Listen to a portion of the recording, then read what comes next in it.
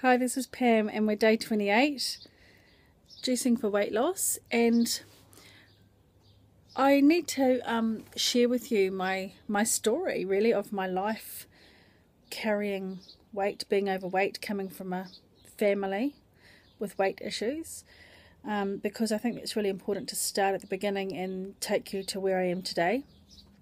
So, my father died at 47, which is way too young. He developed diabetes in his 20s, and back in the 80s, diabetes wasn't a huge issue as it is now. Obesity wasn't the big problem that it is now, but nonetheless, he was diagnosed with diabetes, and I saw him go on diet after diet, and try for a little bit and then give up. I mean, we've all been there, haven't we? I don't even need to go there. There's not one person on the planet that hasn't tried to sort of make a difference in their eating. But he was big, my dad, and his health started to deteriorate quite a bit from, I don't know, probably from after about my age. I'm 43. In the last year of his life, he was told that if he didn't do something about his weight, that he wouldn't make it to 50, and he didn't. And I remember sitting there, looking at his coffin, thinking, it's too young. It's too young to die. I was 22 at the time, and I was tiny. I was tiny, and I was fit. I was in the army. I was actually like 49 kilos, if you can imagine that.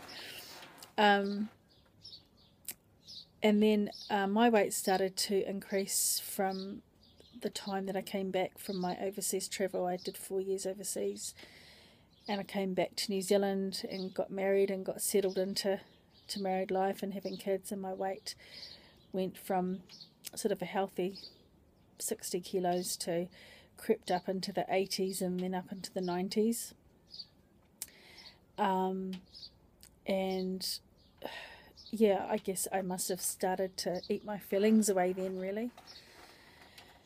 And then 2008, I was diagnosed with diabetes, and for about 6 months I kind of resisted the medication, and I changed my diet. I took all carbs out of my diet, and I managed to keep it pretty much under control, but not really.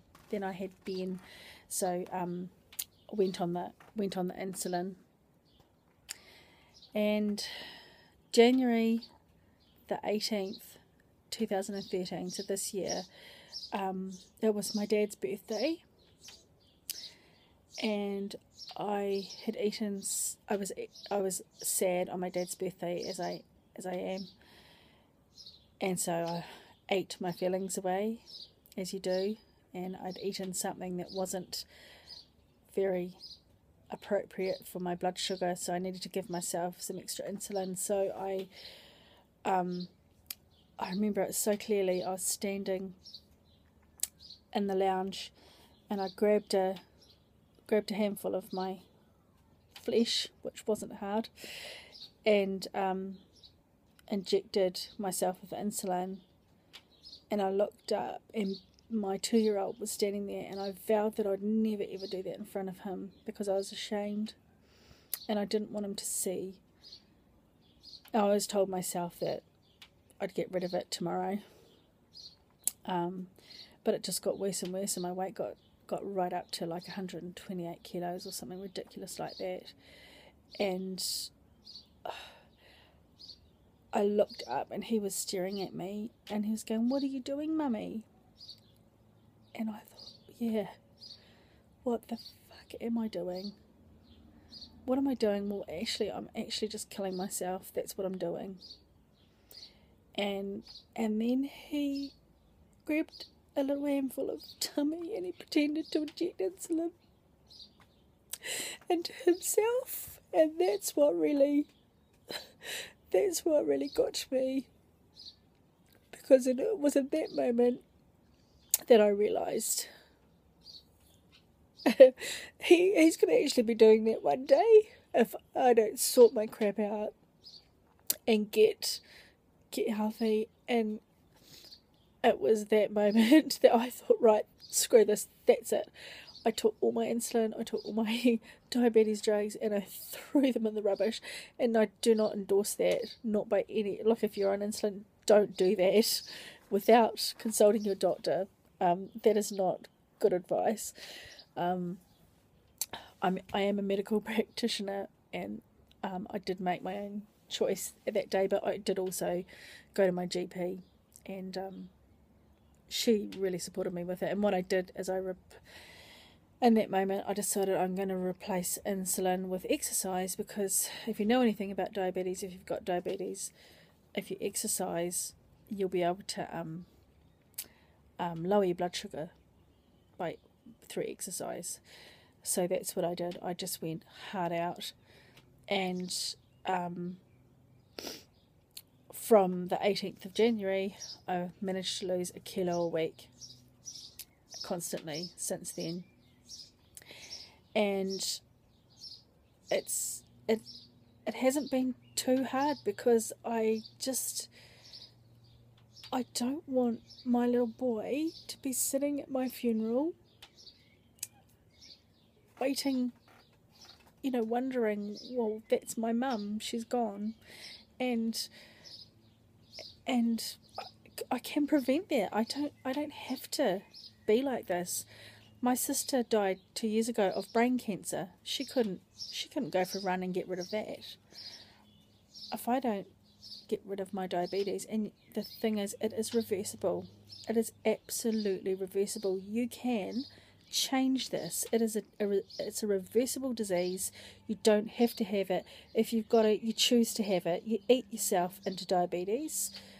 You don't just wake up with it. Type 2 diabetes is caused by poor eating, poor diet, and inactivity, and that's the truth.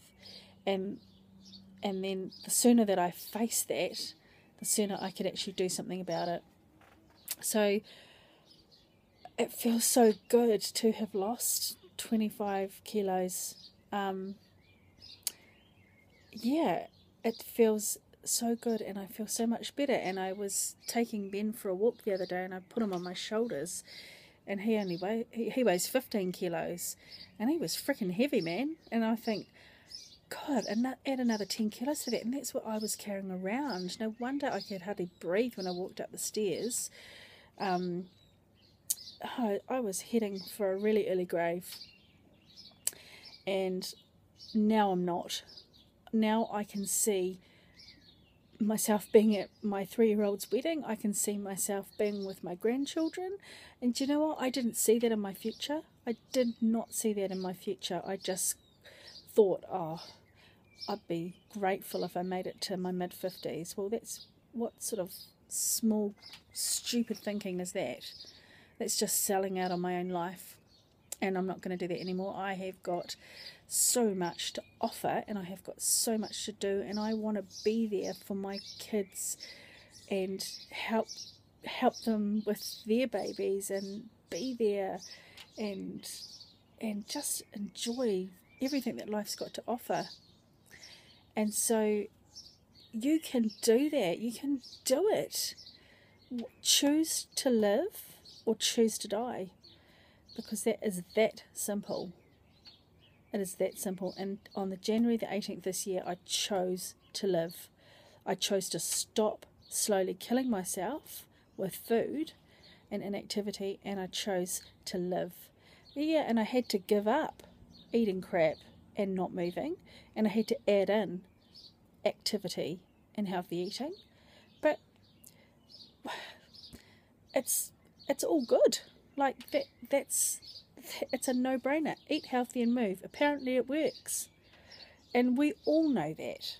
We all know that. But it's the taking that knowledge and applying it to your own life and getting through there. That's the big step. That's the big step, and that's a hard step.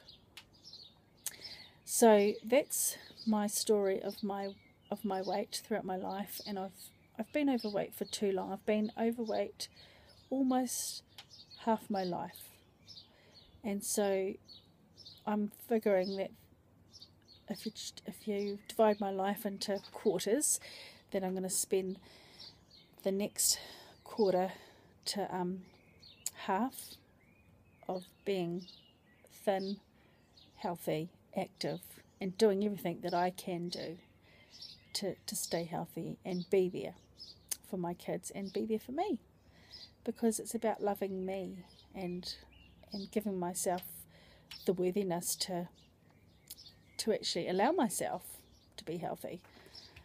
So that's me. Weigh in tomorrow morning again. It's just going so quickly. I am having to go out probably in another week or two and buy some new clothes, because I'm kind of limited to what fits me now, which is kind of good. So I'm going to go through my wardrobe and put a whole lot of things into a charity bag and get rid of them, because I can, and they don't fit me anymore. They're really starting to look a bit ridiculous now, my clothes. So I might have to video blog about that, go shopping, see how many sizes I've gone down.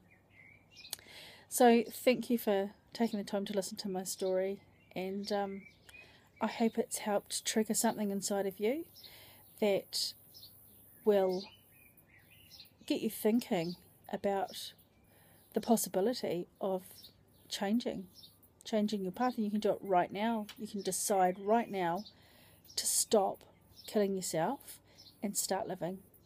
The choice is yours. Catch you later.